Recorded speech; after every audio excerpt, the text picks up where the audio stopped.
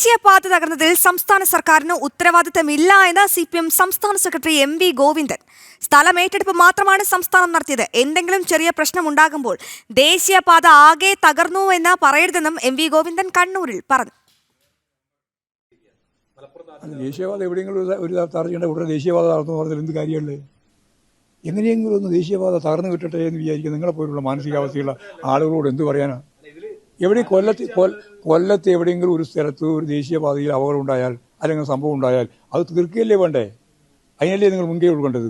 അതുകൊണ്ട് ഉടനെ പറഞ്ഞുകൊണ്ട് തുടങ്ങിയിരിക്കുന്നു ദേശീയപാത തകർന്നുകൊണ്ടിരിക്കുന്നു, അങ്ങനെ തകർച്ച വന്നാൽ എന്താ ചെയ്യാന്ന്. തകർച്ച ഞാൻ പറഞ്ഞു കേൾക്ക്, തകർച്ച വന്നാൽ അത് പരിഹരിക്കും പോരെ. കേരള ഗവൺമെൻറ്റിന് ഇതിലൊരു പങ്കുമില്ലല്ലോ. നമ്മൾ ഭൂമി ഏറ്റെടുത്ത് കൊടുക്കാൻ വേണ്ടി 5600 കോടി രൂപ കിഫ്ബി വഴി കൊടുത്തു എന്നതിൻ്റെ അപ്പുറത്ത് അത് ശ്രദ്ധേയമായ രീതിയിൽ നടത്തണമെന്നുള്ള ഒരു ഗൗരവപൂർണ്ണ ഇടപെടൽ ഒഴിച്ച് വേറെ ഒരു കാര്യവും ഞങ്ങൾ നടത്തുന്നില്ല, കേരളം നടത്തുന്നില്ല.